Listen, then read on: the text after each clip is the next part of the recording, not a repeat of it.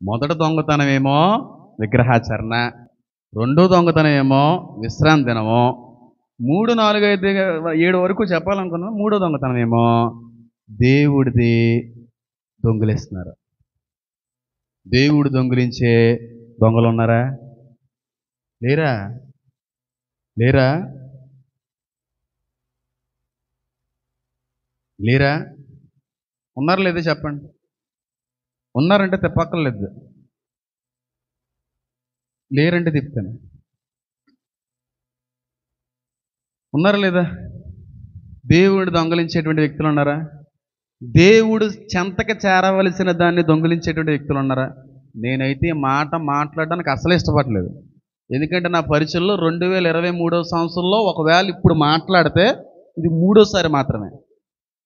దేవుడు దశంభాగం గురించి కానీ కానుక గురించి కానీ ఎప్పుడు మాట్లాడినాను. నాకు ఇష్టం ఉండదు. ఆయన మాట్లాడమని ఒత్తిడి చేస్తే మాట్లాడతాను. 4, 5 దొంగతనాలు కూడా ఉన్నాయి, కానీ అందులో ఏదో ఒకటి తీయమన్నాడు. కానీ ఇది చెప్పమన్నాడు కాబట్టి చెప్పాలనుకుంటున్నాను. చాలామంది దేవుడు మందిరానికి చెందవలసిన ధనాన్ని కూడా చెప్పండి దొంగిలిస్తున్నారు.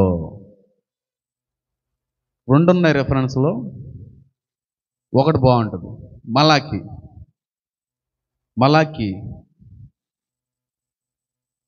మలాకి అంటే పాత నిబంధన ఆఖరి పుస్తకం. ఈ దొంగ మీరో కాదో పరిశీలన చేసుకోండి. తీసారా? ఒక్క నిమిషం నేను చెప్తాను. Let me finish. మలాకి తీయండి. 3వ అధ్యాయం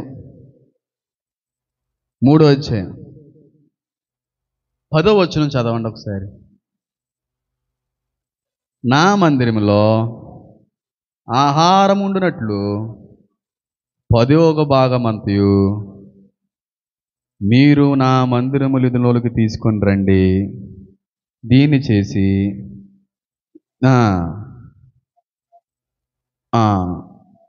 వద్దురా, అదే ఏం చదువుతున్నావు నువ్వు? 8వ వచనం. మానవుడు దేవుని యొద్ద దొంగిలినా, చదవండి తల్లి అమ్మా, ఒక్క నిమిషం అందరూ గమనించండి. మలాకి 3వ అధ్యాయం 8వ వచనంలో కొంతమంది దొంగలు ఉన్నారు. ఆ దొంగల జాబితాలో మనం కొన్ని ఉన్నాయేమో అని 3వదిగా పరిశీలన. అవకాశం ఉంటే 4, 5 చెప్తాను, లేకపోతే ఆపేస్తాను. ఓకేనా? 3వ మలాకి 8వ వచనం చదవండి. దొంగలు ఉన్నారు అక్కడ. ఆ దొంగలలో మనం ఏమన్నా ఉన్నామా? చదవండి. మానవుడు దేవుని యొద్ద దొంగిలునా, అయితే మీరు నా యొద్ద దొంగిలితారు. మేమా? ఆగండి ఒక్క నిమిషం. నేను దొంగిలించిన దేవుడి దగ్గర నా యొద్ద దొంగిలించాను అంటే విశ్వాసం గురించి దేవుడు నిజమే మీరే దొంగిలించారు. ఏ విషయంలో అంటే అప్పుడు చెప్తాడు. చెప్పమ్మా.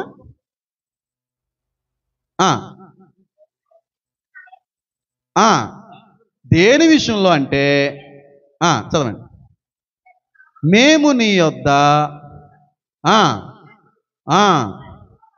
10వ భాగమును ప్రతిష్ఠితార్పణములను తీయక దొంగిలించారు. అంటే దేవుడికి చెందవలసినటువంటి 10వ భాగాన్ని అందించకపోవడం, ఇవ్వకపోవడం. చెప్పండి, నేను అన్నానా? ఓ మాట చెప్తున్నాను చూడండి. నాలో ఉన్న మంచి క్వాలిఫికేషన్ ఏదన్నా ఉందంటే, నాలో ఏదన్నా మంచు ఉంటే, ఆ మంచులో ఉన్న ఒక మంచి ఏంటి తెలుసా? నేను డబ్బు కోసం సేవ చేయను. డబ్బు కోసం సేవ చేయాలంటే 7 రోజుల్లో పెద్ద పెద్ద ఇచ్చే వాటికి 3 పిలిచారు. నాకు ఇది మెయిన్ పెద్ద ఆఫర్. ఏలూరు, నల్గొండ వెళ్ళలేదు. డబ్బు కోసం సేవ చేసే వ్యక్తిని అయితే కాదు, కానీ చెప్పవలసిన అవసరం ఉంది కాబట్టి చెప్తున్నాడు. మీరు నా యొద్ద దొంగిలించారు. మేము ఎప్పుడు దొంగిలించామయ్యా? ఏట్రా నీతిగా మాట్లాడుతున్నారు, పెద్ద నీతి మంత్రుల్లో మాట్లాడుతున్నారేంటి? దొంగిలించలేదు. దొంగిలించామా చెప్పు. నాకు చెందవలసిన 10వ భాగాన్ని ఆపేశారు అన్నాడా లేదా? ఇక్కడ ఒకసారి అర్థం చూడండి. రీసెంట్గా నేను ఛానల్ ఓపెన్ చేసిన తర్వాత, చెయ్యక ముందు కూడా నేను చాలా లోకం నుంచి చూసినటువంటి కమెంట్స్లో, లోకం నుంచి పడినటువంటి ఒత్తిడిలో, మాటల్లో ఎక్కువ మాట ఏదన్నదంటే, ఒక అన్యుడు క్రైస్తువుని ఉద్దేశించి మాట్లాడుతున్నా, సేవకుని ఉద్దేశించి మాట్లాడినా వాళ్ళు చాలా జోకీగా మాట్లాడి మాటలు సార్. దశం బేగం బ్యాచ్ అని నా ఛానల్లో కూడా కొంతమంది పెట్టారు.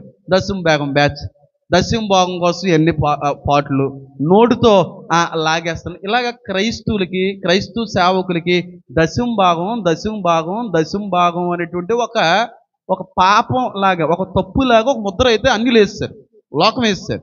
దశం భాగం అని అంటానే ఉంటారు పాస్టర్లు. అంటారా? నిజంగా అంటారు కొంతమంది. అవసరం లేదు, వాక్యం తెలిసిన వాళ్ళు అయితే చెప్పక్కర్లేదు. ఎందుకంటే ఆయన అన్న మాట మరొక గ్రంథంలో, దశం భాగం నాది, అది నాది, నీది కాదు అని అన్యులు అనుకుంటారు. దశం భాగం కోసమే తగ్గితో, కానీ దేవుడు పెట్టాడు నియమని. మరి మీకు ఆలోచన రావచ్చు, వాస్తవానికి అది పాత నిబంధనకు సంబంధించిన ఆచరణ. పాత నిబంధనకు సంబంధించిన విధి. అంటే ఒక దైవజనులు ఉన్నారు, పేరు చెప్పాలి, మొన్న కూడా ప్రస్తావించాను, ఆయన ఎత్తుకొచ్చాడు ఈ మాటని. ఒక ఆయన అంటాడు, పాత నిబంధనకి సంబంధించిన దశం భాగం, కొత్త నిబంధనలో దశం భాగం లేదు. ఉందా?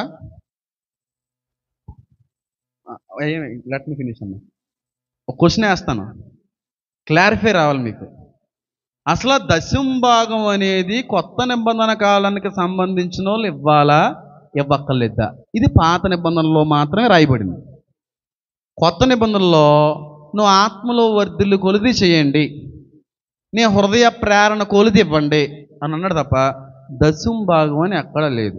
నిజమే, లేదు, రాయలేదు. అనువాదికులు రాసి ఉండొచ్చు, రాయకపోయి ఉండొచ్చు. నేను అడుగుతున్నాను, కొత్త నిబంధన కాలానికి సంబంధించిన మనం, క్రీస్తు అనంతరం బిడ్డలుగా మారినటువంటి మనం, దశం భాగం అనేటువంటిది ఇవ్వాలా, ఇవ్వక్కర్లేదా? ఇవ్వాలా అని అంటే మాత్రం ఖచ్చితంగా క్వశ్చన్ అడుగుతాను.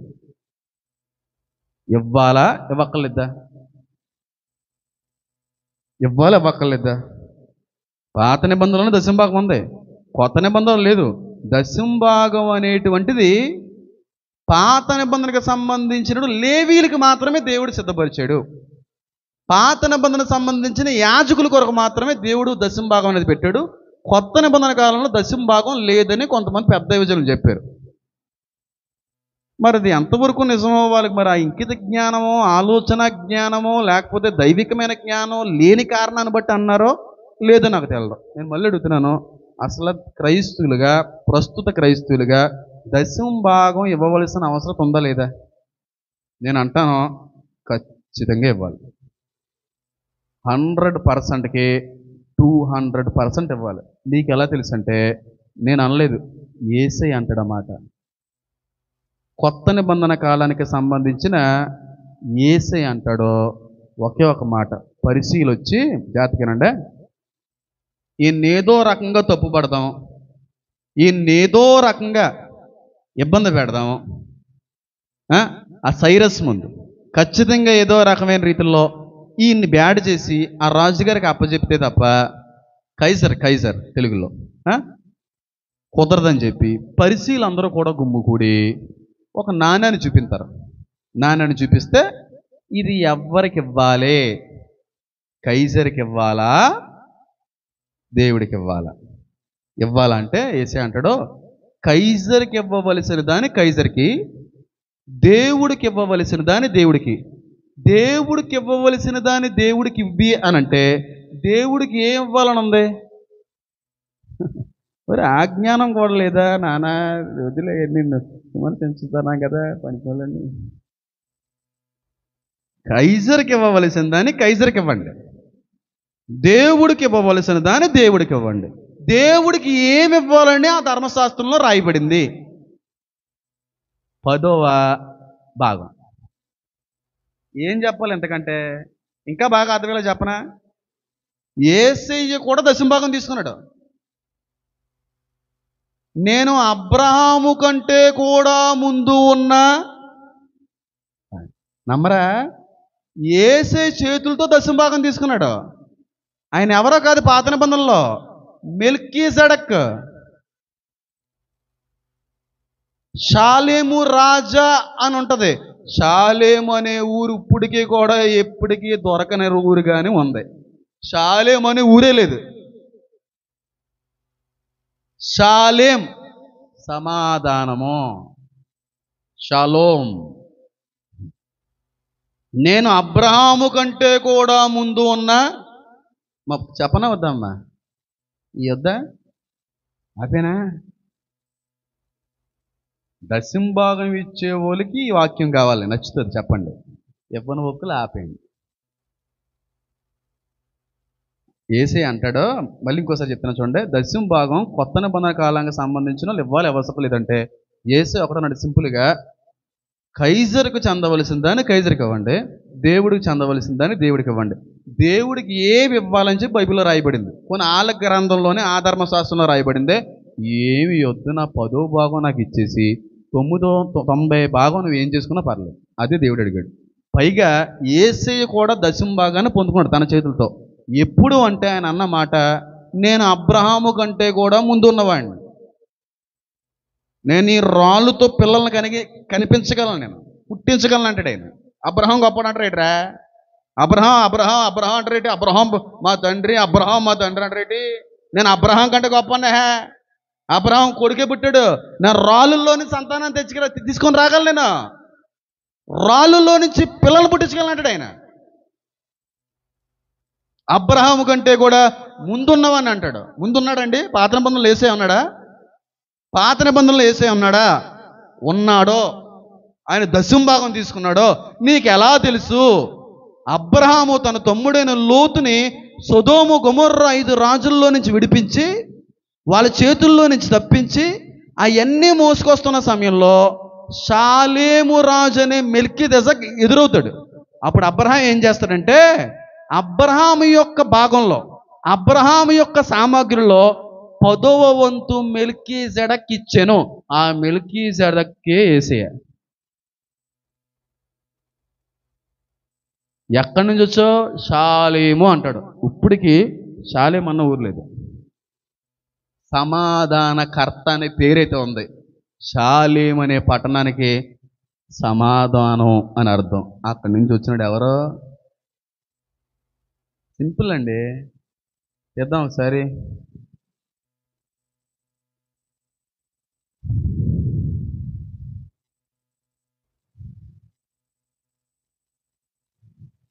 ఆ 14 ఆదికాండం 19వ వచనం నుంచి ఒక్కసారి చదవండి, మీకు అర్థమైపోతుంది. ఒరే షారణ్, నువ్వు చదువుతలేదే? అంత స్పీడ్గా ఉండేదాని పిల్ల, నువ్వు చదవమ్మా, చదువు. ఇదిగో ఇదిగో ఇదిగో ఆయనే యేసయ్యని చెప్పి నిరూపించడానికి కారణాలు కావాలా, రుజువులు కావాలంటే నేను చూపిస్తాను. టైం లేదు నాకు. పాత నిబంధనలు అబ్రహాం కంటే కూడా ముందున్నవాడు యేసయ్యే. నిరూపించడానికి చాలా ఉంది, కానీ టైం లేదు నాకు. ఇది ఒకటి చాలు మీకు, చిన్న రిఫరెన్స్. చదువమ్మా. అతడు సర్వోన్నతుడకు దేవునికి యాజకుడు. అప్పుడు అతడు అబ్రహామును ఆశీర్వదించి, నువ్వు ఎక్కడి నుంచి చదువుతున్నారా తల్లి? నేను చదువుతున్నాను చూడండి. అతడు కొదర్లయో మీరును అతనితో కూడిన రాజులను ఓడించి తిరిగి వచ్చినప్పుడు, ఎవరు వస్తున్నారు? అబ్రహాం వస్తున్నప్పుడు సొదోము రాజు అతన్ని ఎదుర్కొనుటకు రాజులోయ అను షావేలోయ మట్టుకు బయలుదేరి వచ్చాను. మరియు షాలేము రాజైన మెల్కీజెదెకు రొట్టె ద్రాక్షరసము తీసుకొని వచ్చాను. అతడు సర్వోన్నతుడకు దేవుని యాజకుడు. ఎవరో? ఈ రొట్టు ద్రాక్షరసం తెచ్చుకున్న వ్యక్తి సర్వోన్నతుడైన దేవుడి దగ్గర పాస్టర్ గారు, యాజకుడు. అప్పుడు అబ్రహాం ఏం చేశాడంటే, దేవుని వల్ల యాజకుడు. అప్పుడు అతడు అబ్రహాం ఆశీర్వదించి, ఆకాశమునకు భూమికి సృష్టికర్తయును సర్వోన్నతుడైన దేవుని వలన అబ్రహాం ఆశీర్వదించబడును గాక అనియు, నీ శత్రువులను నీ చేతికి అప్పగించిన సర్వోన్నతులకు దేవుడు స్తుతింపబడును గాక అని చెప్పాను. అప్పుడు అతడు అన్నిటిలోనూ ఇతనికి 10వ వంతు ఇచ్చాను. 10వ వంతు ఎప్పటి నుంచి వచ్చింది తెలుసా? మోషే తర్వాత వచ్చింది. కానీ అబ్రహాం మోషే ముందున్నవాడు. పిచ్చోళ్ళహే సేవకులు, నోటికి వచ్చినట్టు ఆడతారా మాట. మోషే పెట్టిన ఆచరణ ఉందా దశంభాగం? మరి మోషే కంటే ముందున్నవాడు అబ్రహాం కాదా డాడీ? మరి అప్పుడు దశంభాగం ఉందేంటి? జ్ఞానం లేక. మోషే నుంచి వచ్చింది దశంభాగం. జ్ఞానం లేని సేవకులరా అంటున్నాడు. అందుకే జ్ఞానం లేక మీకు. మోషే ధర్మశాస్త్రం లేకముందే 10వ భాగం అనేది అబ్రహాం ఇచ్చాడు. ఇచ్చాడో లేదా? ఎవరికి ఇచ్చారు? రొట్టు ద్రాక్షరసం ఇచ్చాడంట. ఎవరిచ్చారు రొట్టు ద్రాక్షరసం కొత్త నిబంధనలో జ్ఞాపకం చేసుకోవడానికి? ఇంకేం చెప్పాలి మీకు? ఎవ్వరో కాదేనా, యేసయ్య దశమ భాగం తీసుకున్నాడు అబ్రహాం దగ్గర నుంచి. మెల్కీసెదెకు పాత నిబంధనలు ఉన్న యేసయ్య. మళ్ళీ కనబడలేదు మెల్కీసెదెకు ఎక్కడ. చరిత్ర చెప్తుంది అబ్రహాం వెతికాడంట, ఆ వ్యక్తి కొరకు కనబడలేదు. మళ్ళీ షాలేము అనే పట్టణం నుంచి వచ్చాడు రాజుగారు, ఎక్కడుందా పట్టణం అని చెప్పి ఎంతమందిని పంపించినా ఊరే లేదు. గుగ్గులు పుడేస్తున్నాయి ఏంటికి. దశమ భాగం ఆయనది. దశమ భాగాన్ని దయచేసి దొంగిలించకండి.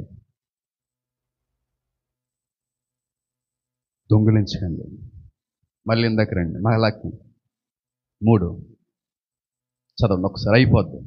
ఇంకా 4 అయితే ఎప్పుడు చెప్తాం? ఆరాధన అన్నాం, ఇదన్నాం, ఇదన్నాం, ఇంక ఉన్నట్టే.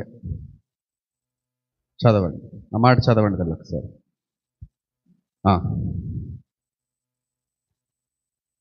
మానవుడు దేవుని యొద్ద దొంగిలుతాడా? అయితే మీరు నా యొద్ద దొంగిలిచ్చారు. దేని విషయంలోనైనా చెప్పండి అంటే, ఏమి లేదురా, 10వ భాగాన్ని నాకు ఇవ్వడం మానేశారు. మళ్ళీ చెప్తున్నాను, ఇదేదే ఫోర్స్ఫుల్గా చెప్పట్లేదు. ఉన్నది చెప్పు వదిలేస్తాను, ఎక్కువ మాట్లాడినాం. ఇవ్వాలనుకుంటే ఇవ్వండి, లేకపోతే మానేయండి. కానీ బైబిల్ ప్రకారంగా ఇవ్వాలి. ఇవ్వకపోవడం దొంగతనం. ప్రాంగా మాట్లాడుతున్నాను. నేను అసలు మనీ మైండెడ్ కాదు. నాలో మంచి లక్షణాలు ఏవో 2-3 ఉంటే అందులో ఉన్న లక్షణం డబ్బు కోసం రాలేదు. డబ్బు అంతా లెక్క పెట్టేసి పెద్ద పెద్ద కట్టలు జోబులు పెట్టుకుని తిరిగినండి. నాట్ అ మ్యాటర్ అసలు. దశమ భాగాన్ని దొంగిలించే వాళ్ళు చాలామంది ఉన్నారు.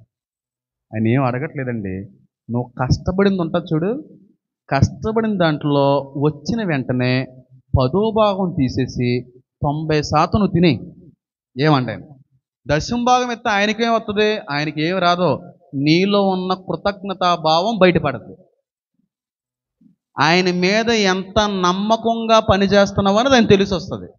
అందుకని అంటే నమ్మకమైన వాడికి దీవెనలు మెండుగా. దశమ భాగం చాలామంది తీరు. దశమ భాగం తీయకపోవడం అనేది దొంగతనం.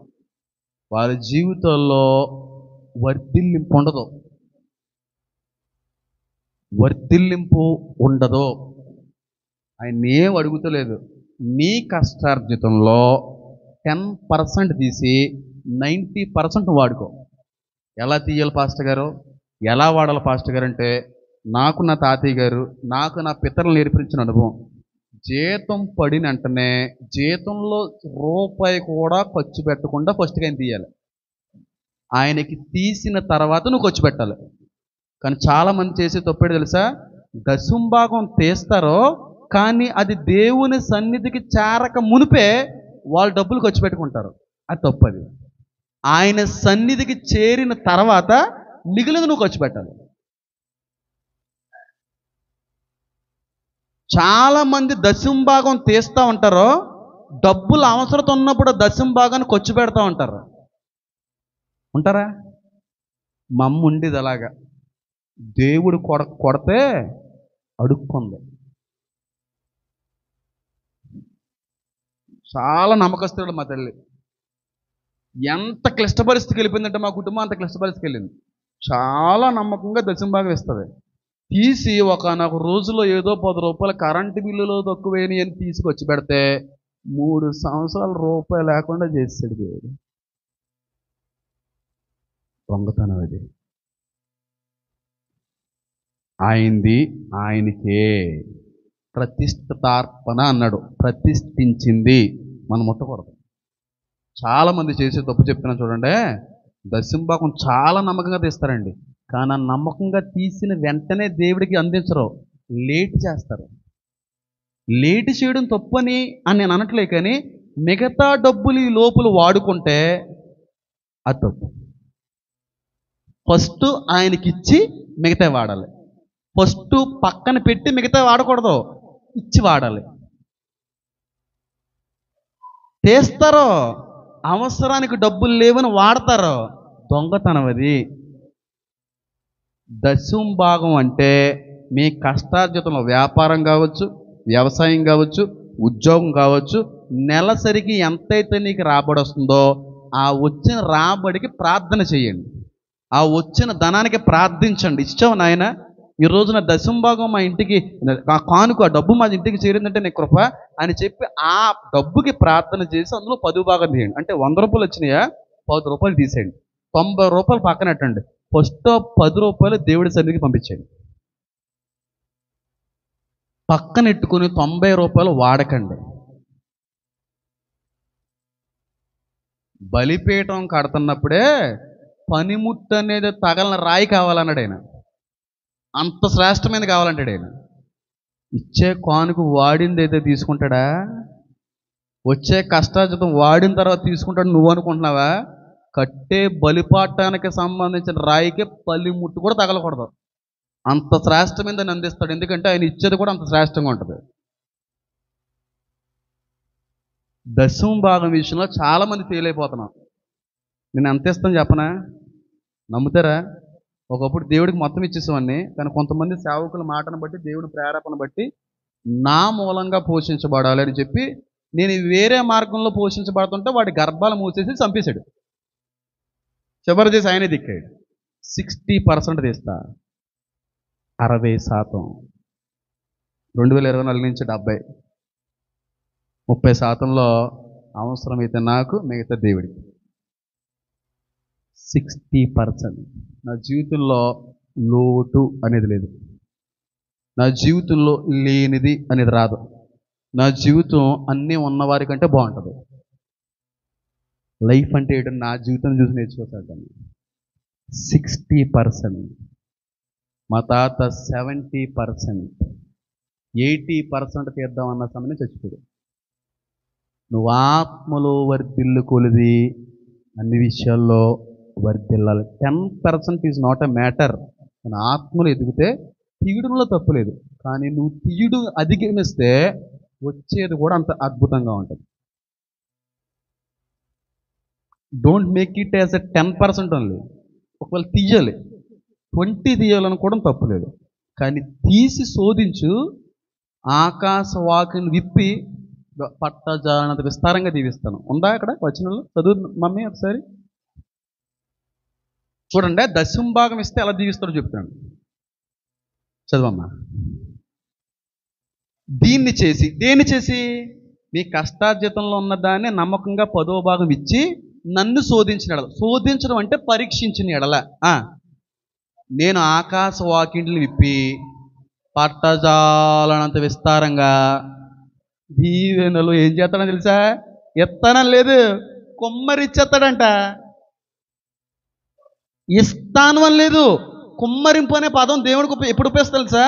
బిందులో నీళ్ళు కుమ్మరించేశారు, జగ్గులో నీళ్ళు కుమ్మరించేశారు అంటారు. అంటే ఇంక అదుపు లేకుండా పడిపోతాయి నీళ్ళు కిందకి.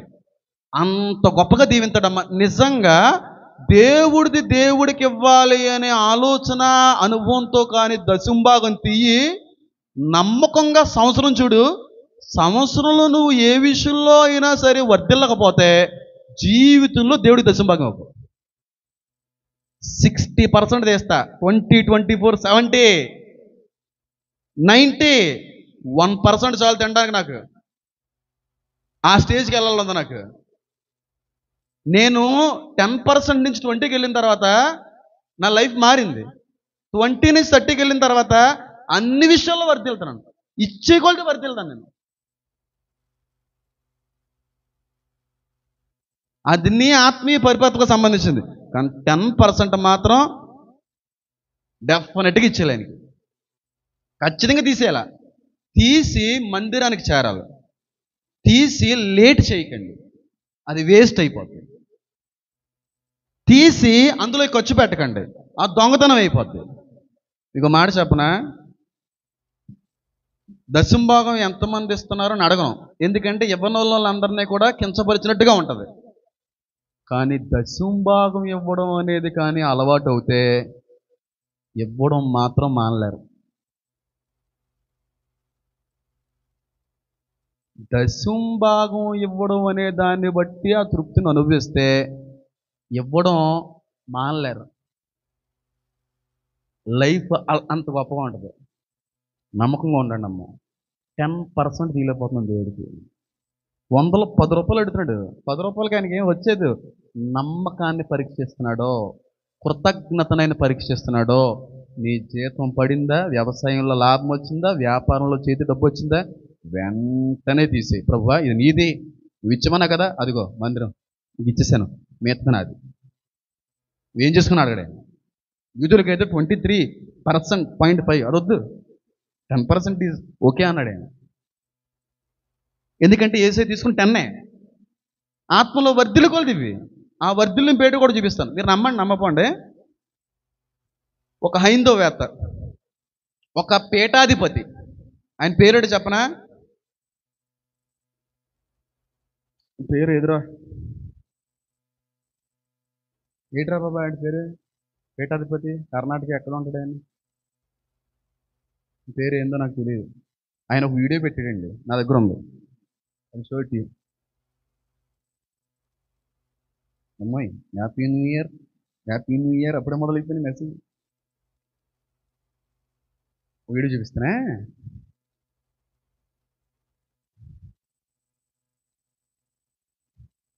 ఏలి వన్స్ కమ్ ఇయర్ బేబీ. ఈయన పేరు నాకు గుర్తు రావట్లేదురా, కానీ పెద్ద అయినా తన పేరు ఏందిరా నాయన?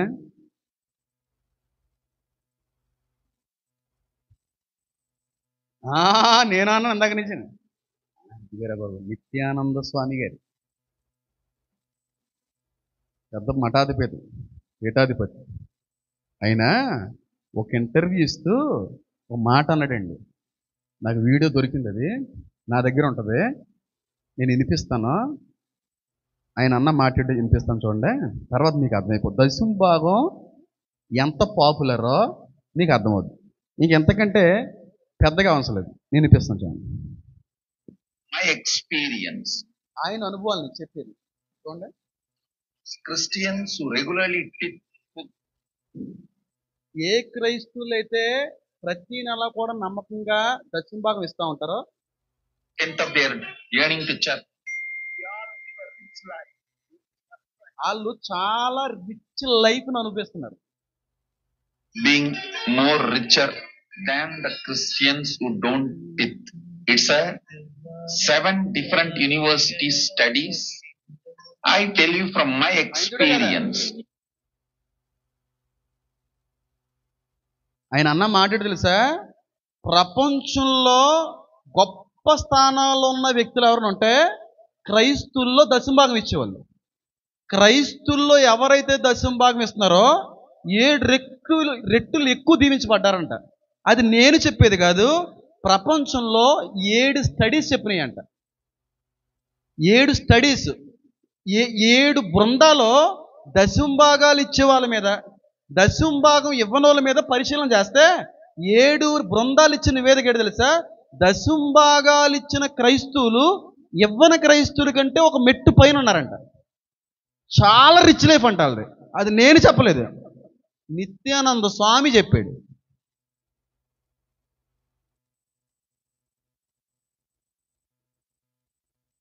ఇంకోసారి చెప్పరా స్వామి? Those Christians who regularly tithe, who give 1/10 of their yearning to church, they all live a rich life. You will be surprised. They end up being more richer than the Christians who don't tithe. It's a 7 different university studies. I tell you from my experience. 7 యూనివర్సిటీలు ఇచ్చిన నివేదిక. దశమ భాగాలు ఇచ్చిన క్రైస్తవులు ఒక రేంజ్లో ఉన్నారు, ఇవ్వలేని వాళ్ళు కూడా బాగున్నారు, కానీ ఇచ్చిన వాళ్ళు రేంజ్లు వేరంట. శాస్త్రీయ బృందాలు చెప్పినాయి, యూనివర్సిటీ స్టడీ. ఇంగ్లీష్ అర్థమైందా? అందుకే అంటాడు, ఇచ్చి నన్ను శోధించి చూడండి, పట్టజాలనంతగా విస్తారంగా కుమ్మరిస్తాను మీ మీద. నేను దశమ భాగం అనేది నమ్మకంగా ఇవ్వాలి, ఇవ్వాలి కాబట్టి ఇవ్వాలి అన్నట్టు ఇవ్వద్దు. నాకు ఇచ్చో నేను నీకు ఇస్తున్నాను, నమ్మకం, కృతజ్ఞత, 100% కృతజ్ఞత భావంతో ఇచ్చి చూడు, నీ జీవితం ఎలా ఉంటుందో చూద్దాం. చాలామంది ఎవరు వాళ్ళకి తెలుసు దశంభాగం అని చెప్పి, కానీ అంత క్లియర్గా ఎవరో చెప్పుండ్రేమో. ప్రపంచంలో 7 యూనివర్సిటీలు పరిశోధనలు చేసిన క్రైస్తవుల మీద దశంభాగం ఇచ్చినట్టు క్రైస్తవుల్లో పేదరికం లేదంట. బైబిల్లో ఉన్న మాట నెరవేరింది. దానికి ప్రత్యేకమైన సాక్షి నేనే చెప్తున్నాను, నిత్యానంద స్వామి, పెద్ద హైందవేత్త. తెలుసు కదమ్మండి. కొంతమంది ఉంటారు దశంభాగం ఇవ్వడానికి ఎంత ఇబ్బందో. దేవుడు జీతం ఎత్తాడు, దేవుడు ఉద్యోగంలో రాబడెత్తాడు, వ్యవసాయంలో రాబడెత్తాడు.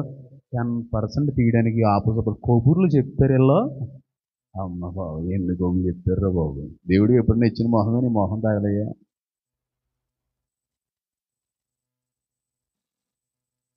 ఇన్ని కబుర్లో దేవుడికి నాకు చాలా ఇష్టం, దేవుడు నన్ను అది చేసాడు, ఇది చేసాడు. నువ్వేం చేసావు దేవుడికి? నెలకు వచ్చిన తర్వాత నీకు వచ్చిన రాబడిలో నమ్మకంగా పొదుగుని తీస్తున్నావా? నీ ముఖానికి అలవాటు ఉందా? ఆ రూపాయి కూడా దాచేస్తావు. ఆయనకి ఇచ్చి దానికి ఇచ్చి నీ మిగతా నువ్వు వాడుకోవయ్యా. ఇచ్చి అప్పుడు శోధించు. నీ ప్రార్థనకు జవాబులు రాకపోతే, నువ్వు అడిగిన దాని ఇది నెరవేర్చబడకపోతే, నువ్వు ఇచ్చిన తర్వాత నీ జీవితంలో మార్పు కనబడకపోతే, సేవకుడిగా నేను చెప్తున్నాను, 60% తీసే సేవకుడిగా జీవితంలో దశంభాగం ఇవ్వకండి. జీవితంలో దశంభాగం ఇవ్వకండి, కానీ నమ్మకంగా తీయండి. మీ జీవితంలో కానీ వర్ధిల్లింపు రాకపోతే ఆ ఇచ్చేది కూడా ఆపేయండి. కానీ సంవత్సరం చూడండి ఆ మార్పు ఉంటుందో లేదో. ఒక సంవత్సరం నమ్మకంగా ఇచ్చి చూడండి, మార్పు లేకపోతే వచ్చే సంవత్సరం నుంచి అసలు దశంభాగం ఆపేయండి. నేను ప్రత్యక్షమైన సాక్షిని అయ్యా. నన్ను దీవించకపోతే 10% నుంచి 60%కి వెళ్తానా? నేను ఇవ్వడాన్ని బట్టి ఏమి రాలేదనుకో, నాకు వెళ్తానా ఎవడన్నా? బెస్ట్ ఎగ్జాంపుల్ నేనే. మా తాత 70%. అందుకే చివరి చేసి ఆయన బ్యాంక్ బ్యాలెన్స్ 500. నా బ్యాంక్ బ్యాలెన్స్ -6 రూపాయలు. నమ్మరు కదా? అడగండి ఎవరిని. మీరు అనుకుంటారా? చెప్పరా పేషెంట్ 100-200 వేస్తుంటే డబ్బు నాకు ఎందుకు డబ్బులు అవసరం లేదు. నాకు ఏదన్నా అవసరం ఉంటే ఆయన చూసుకుంటాడు. వచ్చి దేవుడి పేటకు వచ్చి పెడుతున్నాను, నమ్మకంగా పరిచయం చేస్తున్నాను. ఇంక అంతకంటే తృప్తి ఏముంటుందండి? ఒక మాట చెప్తున్నాను, బాగా గుర్తుపెట్టుకోండి. చాలామంది అంటూ ఉంటారు, సేవకులకు డబ్బు కావాలి, సేవకులకు దశంభాగాలు కావాలి, సేవకులు పరిచయం చేసేదే కానుకల కోసం అని. మాట చెప్పనా, అందరు సేవకులు ఇలా మాత్రం ఉండరు. కొంతమంది సేవకులు ఉంటారు, డబ్బు ఆశించరు, కానుకలు ఆశించరు, కానీ వాళ్ళు తృప్తి దేవుడు నడిపింపుని పొందుకుంటారు. చాలామంది దేవుడు ఏ సేవకుడినైనా బలంగా ఒకరోజు వాక్యాన్ని కానీ వాడుకున్నాడు అనుకోండి, సేవకుడికి వచ్చే తృప్తి కొన్ని కోట్లు ఇచ్చినట్టే. నాకు తెలిసే ఫీలింగ్ ఎలా ఉంటుందో. సేవకుని దేవుడు కానీ బలంగా వాక్యంలో వాడుకుంటే సేవకుడు ఆ రోజు గాల్లో తేలుతూ ఉంటాడు. ₹1,00,00,000 పైన ఇచ్చిన దానికంటే విలువైన కానుక అది, నడిపింపు. కానీ సేవకులు కానుక దశంభాగం అందరూ ఇలా ఉండరు. నడిపించాలి, అదే పెద్ద కానుక వాళ్ళకి, అదే పెద్ద మానసిక ఆనందం, పెద్ద తృప్తి. అది గాలి ఎగుతామా, దేవుడు నడిపిస్తాడు. లోపలికి వెళ్తున్నా 2-3 గంటలు నేను నార్మల్ లిగిసిపోతే బంప్ అవుతుంటాను నేను. అంత ఆనందం ఉంటుంది నడిపింపులో. నడిపింపు లేకపోతే చాలా చిరాకుగా ఉంటుంది. నడిపింపే పెద్ద కానుక. ఎంత తృప్తి ఉంటుంది, అంత తృప్తి ఉంటుంది, హ్యాపీ ఉంటుంది. మటన్ దమ్ బిర్యానీ తినట్టు ఉంటుంది.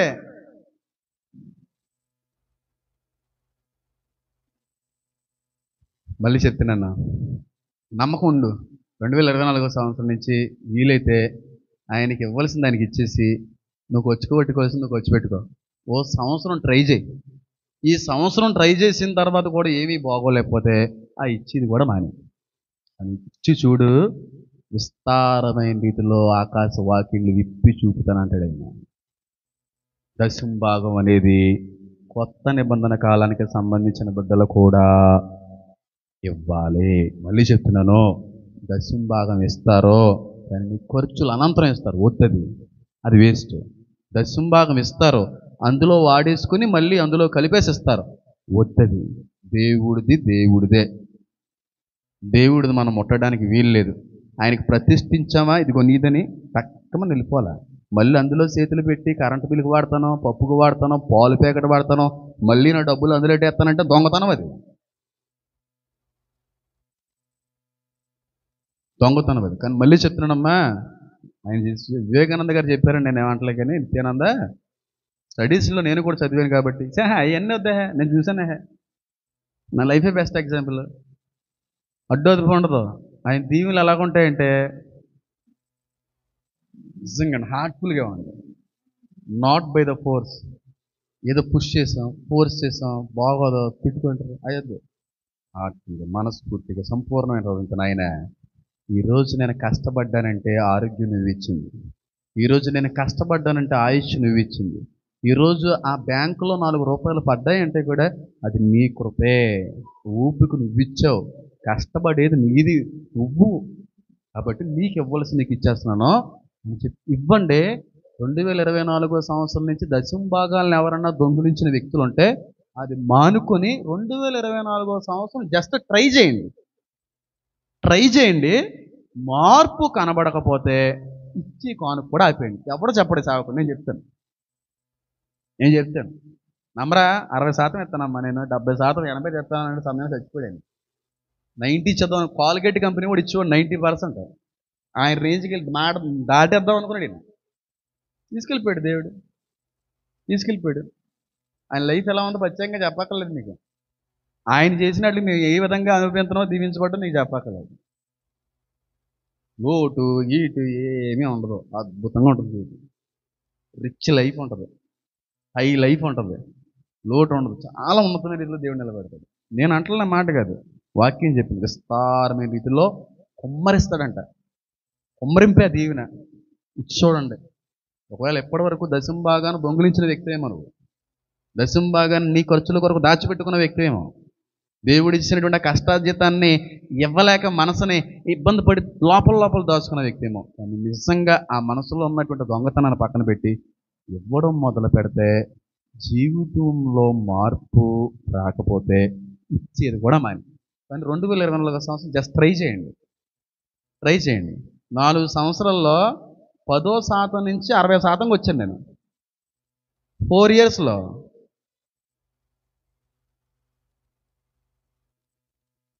స్టడీస్ క్లియర్గా చెప్పినాయి. ఇచ్చే వాళ్ళకి ఇవ్వని వాళ్ళకి చాలా తేడా ఉంది. లేఖనాలు సెలవిస్తున్నాయి. 3 దొంగతనాలు చేస్తున్నారు. 1, అన్యుల యొక్క ఆచరణ దొంగతనం చేస్తున్నాం. 2, చెప్పండి, విశ్రాంతి దినాన్ని దొంగతనం చేస్తున్నాం. 3వది దేవుని దశమ భాగాన్ని కూడా దొంగతనం చేస్తున్నాం. ఈ దొంగతనాలు మన సంఘంలో ఎవరిలో ఉన్నా ఉంటే మీతోనే మాట్లాడు, నాతో అయితే కదా. ఎందుకంటే ఈ 3 దొంగతనాలు నాకు లేవు, ఈ 3 లేవు నాకు. ఒకవేళ నీకుంటే అమ్మో ఈ దొంగతనం అని ఇప్పుడు తెలిసింది బాబోయ్, ఇంకొచ్చే సంవత్సరం నుంచి కనబడను ఆ నమ్మకంగా దేవుని కొరకు పనిచేయి. ఎంత అద్భుతమైన రీతిలో దేవుడు నిలబెడతాడంటే అంత అద్భుతమైన రీతిలో నిలబెడతాడు నీ జీవితాన్ని. 3 దొంగతనాల్లో 1 దొంగతనం నీలో ఉందా? ఒప్పుకో ఈరోజు. ఈ 3 దొంగతనాల్లో 3 దొంగతనాలు కూడా నీలో ఉన్నాయా? ఒప్పుకో ఈరోజు. నాయన ఆ దొంగను నేనే. క్షమించగలిగే దేవుడు, క్షమించడానికి సిద్ధంగా ఉన్నటువంటి దేవా, నిన్ను బ్రతిమాలుకుంటున్నాను, నిన్ను పాదాలు పట్టుకుని వేలాడుతున్నాను. నేను దొంగనని నాకు చూపించావు. నా వ్యాపారంలో వచ్చిన రాబడిని నేను దాచిపెట్టేశాను, నా వ్యవసాయంలో వచ్చిన రాబడిని నేను దాచిపెట్టేశాను, నా ఉద్యోగంలో వచ్చిన రాబడిని నేను దాచిపెట్టేశాను. అన్య సంబంధమైన ఆచారాలను దోచుకున్న వ్యక్తినయ్యా, విశ్రాంతి దినాన్ని దొంగిలించిన వ్యక్తినైనా నన్ను క్షమించునైనా చెప్పి పాదాలు పట్టుకుని ఏలాడిన పక్షాన క్షమించడానికి సిద్ధముగా ఉన్న దేవుడు గట్టిగా చపళ్ళు కొడుతూ